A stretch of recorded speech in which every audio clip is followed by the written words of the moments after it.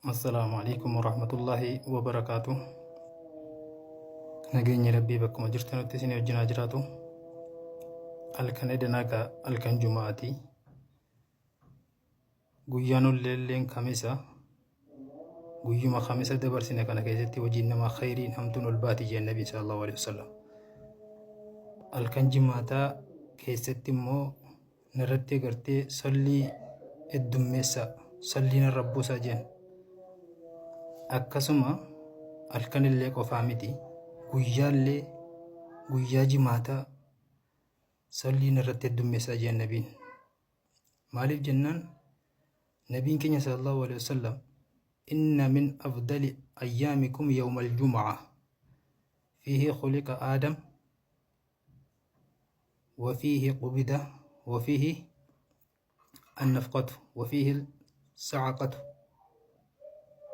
فأكثروا علي من الصلاة فيه فإن صلاتكم معروضة علي جاء النبي صلى الله عليه وسلم. قيان جماتا الرجالة غرتي قيان جماتاتي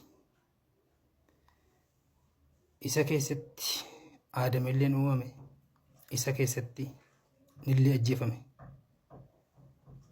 أكسما قيوم جماعة كان كيست اللي قرين يوكاو أفوفين قياما أفوهما جاء النبي صلى الله عليه وسلم. أما سيسوما كيست المنا مالين ققبا قويا كرتي جماعتا كان جيتي يروني في أفوفين تكا قرين أفوهم سنيف قويا جماعتا كان كيست قويا جماعتا الرجالة أغرتي قوياتي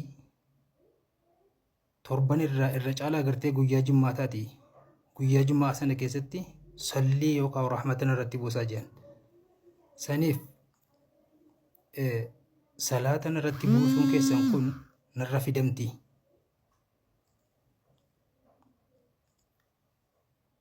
فقال رجل يا رسول الله كيف تعرض صلاتنا عليك وقد أرمت أي بليت يجو إيجات يغرتي duutee atoo dhumtee jirta nyaadhamtee jirta qaamni kan kee nyaadhamee jira akkamitti sirra fidamti jennaan nabiin sallallahu alaihi wasallam maal jedhaniin inna allaha harrama ala al-ardi an ta'kula ajsaad al-anbiyaa qaama anbiyootaa yookaan jismii jechuudha afaan arabaatiin akka biyyee hin nyaanne rabbiin biyyee irratti haraam godhee jira.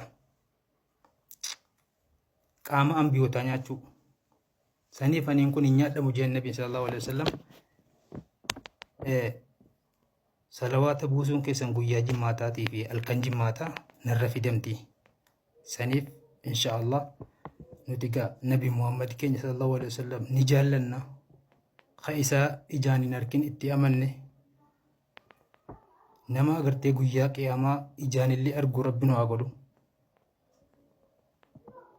maaliif jennaan nabi Muhammad sallallahu alaihi wasallam irra caalaa uumaa ka rabbiin qur'aana keessatti rahmatan lil aalamiin ati addunyaa kanaaf akka roobaati akka roobni roobee dachii kana agartee jiisee mayra adda addaa biqilchutti nabi Muhammad immoo ummata agartee isa kana diin kanaan qur'aanaan hadiisaan jiraachisa qalbii ilma namaa doktora qalbii ilma namaati nabi Muhammad sallallahu alaihi wasallam. Saniif wannan jechuu barbaade halkan jimaataatii fi akkasuma guyyaa jimaataa sallii nabii keenya irratti haa buufnu haa heddummeessinu jedha. Ergaa kanallee egaa waliif daddabarsa namni ergaa kana waliif daddabarse hundinuu agartee sawaaba argata. Nabiin keenya sallallahu alaihi wasallam namni khayrii tokko irratti nama qajeelche namni khayrii tokkoof fakkeenya ta'e nama birootiif fakkeenya ta'e yoonni fi namtichi inni fakkeenya ta'eef sun khayrii inni fakkeenya ta'eef sana dalage sawaaba walqixa argatan jee nabi sallallahu alaihi wasallam. Saniif ergaa nabi Muhammad irratti rahmata buusuu kana waliif daddabarsaa harka keessan irratti sadaqa baafadhaa. Assalaamu alaikum warahmatullahi wabarakatuh.